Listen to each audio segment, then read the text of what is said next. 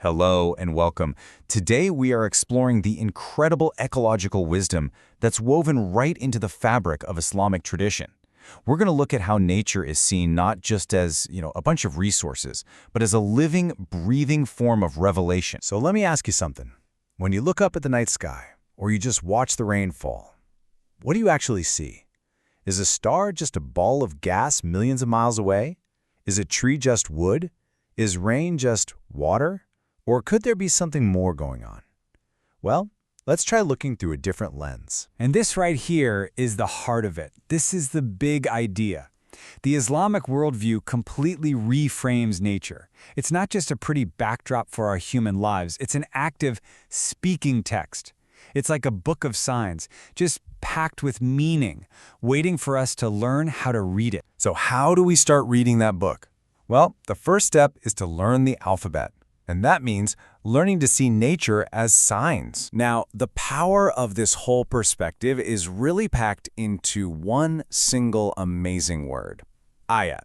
Now, you might know it as a verse in the Quran, and it is, but its meaning is so much bigger than that. An ayah is also a sign in the world all around us. The incredible pattern of a single snowflake, the sheer power of the ocean, the rhythm of the seasons. Each one is an ayah, a sign that's pointing to something deeper. And look, this isn't just some poetic interpretation somebody came up with later. It's stated right there, in the source text. This verse from the Quran is a direct call to action. It tells people who use their reason to look at the cosmos, the sky, the earth, the way day turns into night, and to see them as ayat, as signs. Okay, so this idea of signs, it doesn't just hang in thin air. It's anchored in a core theological principle that gives it all its strength and structure. One source, one creation. And that principle is Tawḥīd, the absolute, undeniable oneness of God. But listen, this is not just some abstract idea for theologians to debate. It has massive ecological implications.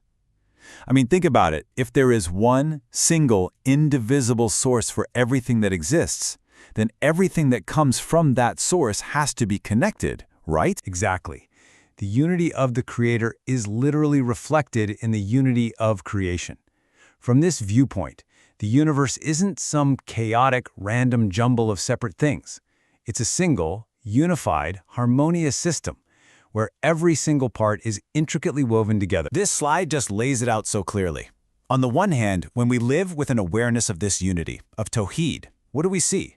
We see harmony, interconnection, and balance. It all makes sense.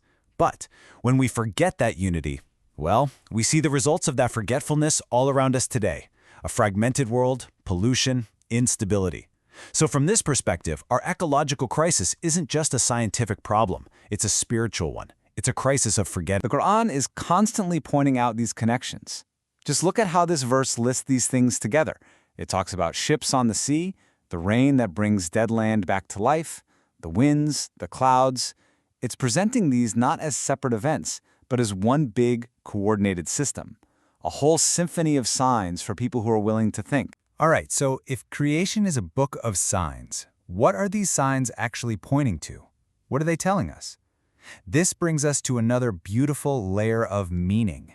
Seeing God's names, or attributes, reflected in the world. So in Islam, there are many beautiful names that describe God's attributes.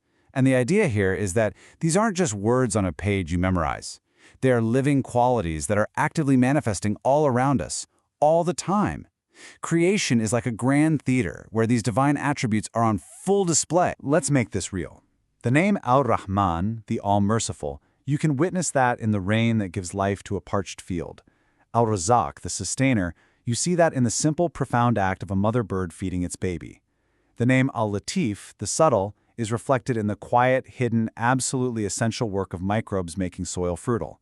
And Al-Hakim, the all-wise, is on display in the jaw-droppingly perfect balance of an entire ecosystem. And once again, the Quran makes this link crystal clear. It connects the divine act of sending rain directly to the results, the water we drink, the food for our animals, the crops that sustain us.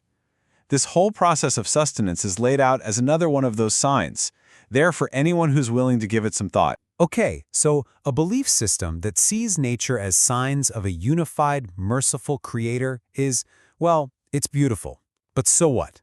What does it actually mean in practice?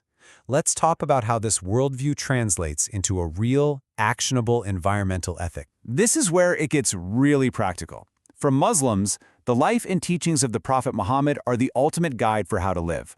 He took this deep theological reverence for nature and showed what it looked like in day-to-day life, giving a tangible roadmap for how to interact with the world around us. And what's so stunning is how direct and down-to-earth these teachings are.